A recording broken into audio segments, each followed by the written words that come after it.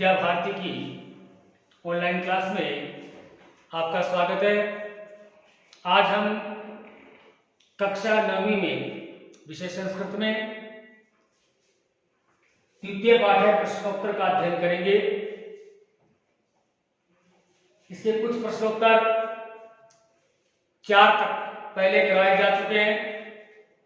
आज हम 5वें प्रश्न से अध्ययन शुरू करते हैं।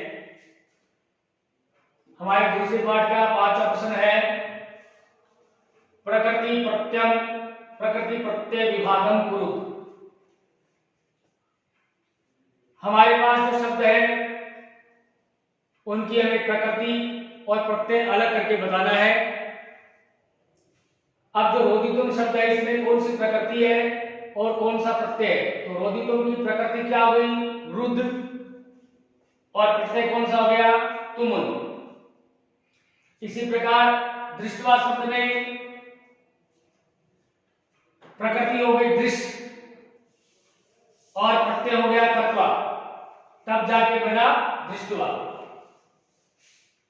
अगला शब्द है हमारे पास विलोक्य, तो इसमें भी उपसर्ग रहेगा। लोक इसकी प्रकृति रहेगी और प्रत्यय रहेगा लक्ष्य, तो बन जाएगा विलोक्य। अगला है निक्षिप्य, जिसमें नी उपसर्ग है, क्षिप इसकी प्रकृति है और प्रत्यय है लक, तो बना निक्षिप्य। अगला शब्द है आगत्य, आ उपसर्ग है, गम प्रकृति अर्थात धातु है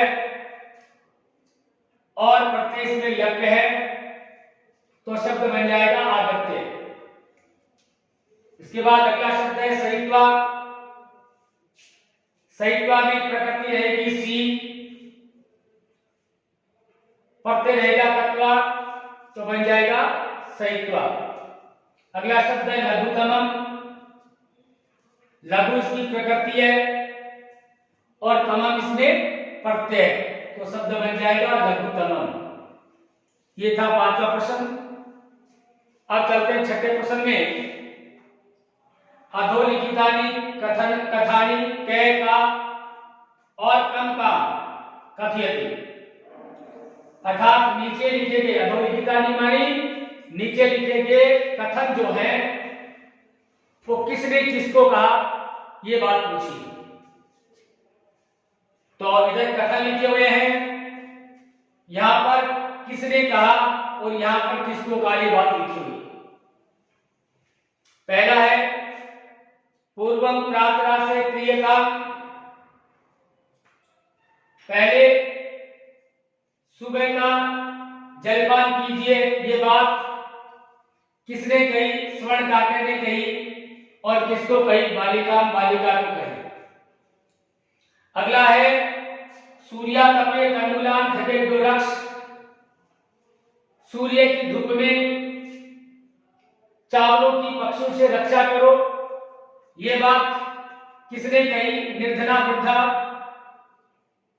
गरीब वृद्धा ने कही। किसको कही? पुत्री को। अगला शब्द है तंडुलान मां भक्ष्य, चावलों को मत खाओ, ये बात किसने कही? ये बात निर्धना बालिका ने कही। किसको कही? स्वर्ण काकम सोने के कौवे को। अगला शब्द है, अगला वाक्य है अहम तुभ्यम तंडुल मूल्यम दास्यामि, मैं तुम्हें चावलों का मूल्य दूंगा, ये बात किसने कही? स्वर्ण काके ने, सोने के कौवे ने कही। और किसको कही? निर्धना बालिका, गरीब बालिका को कही।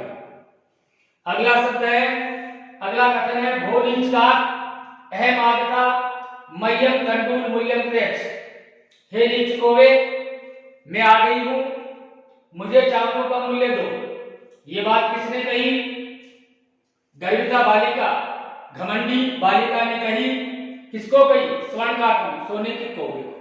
इस प्रकार हमारा 6ठा प्रश्न था। अब हम चलते हैं 7वें प्रश्न में।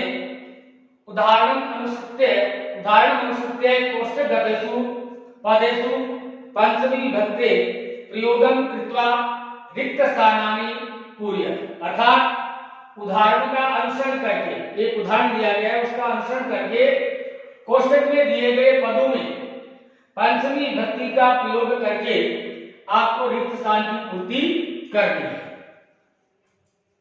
उदाहरण दिया गया है मुष्ट, बही, निर्गछति और भरा जाता है बिलाल, चूहा फिर से बाहर निकलता है।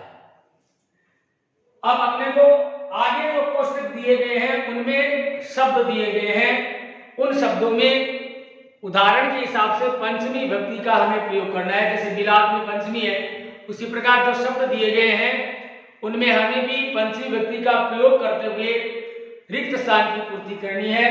तो पहला है जने बही आगस्ती, लोग बाहर आते हैं। अब इस पर शब्द दिया है ग्राम, तो ग्राम की हमें पंचमी बनानी है, तो क्या बन जाएगा ग्रामा, अर्थात लोग गांव से बाहर आते हैं।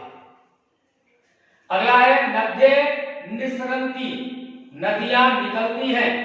आगे शब्द क्या है पर्वत, तो पर्वत की पंचमी विभक्ति बनानी है तो पर्वतज्ञ हो जाएगा।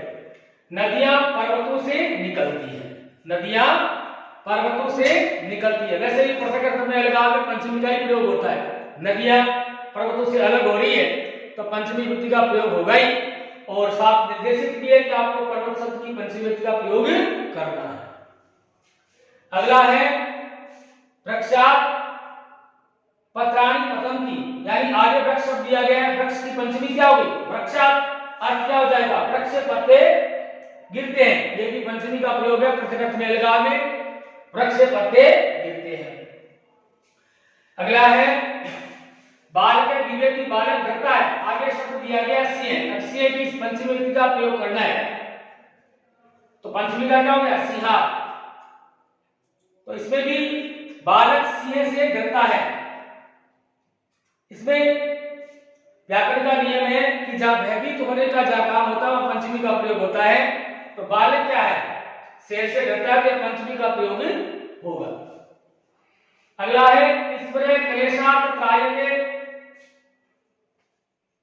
ईश्वर क्लेश से या झगड़े से हमारी रक्षा करे, संकट से हमारी रक्षा करे, इसमें आगे क्लेश शब्द दिया गया है और क्लेश में पंचमी का प्रयोग किया गया, तो क्या शब्द बन गया क्लेशा, यानी कष्ट से मान लो, कैसे मान लो। अगला है प्रभु भक्तम निवारयति, प्रभु भक्तों को निवारयति मानी हटाता है, रोकता है, हटाता है। प्रभु भक्तों को रोकता है या हटाता है, किससे पाप शब्द दिया गया है, पाप का पंचमी का प्रयोग करना तो क्या हो जाएगा पापा, प्रभु भक्तों को पाप से रोकता है या हटाता है। अब इसी के साथ आपके दूसरे पाठ का प्रश्नोत्तर का जो कार्यक्रम है वो अध्ययन है वो संपन्न हो चुका है। आगे के वीडियो में हम तृतीय पाठ है जिसका शीर्षक है गोदहनम, इसका हम अध्ययन करेंगे। तब तक के लिए धन्यवाद।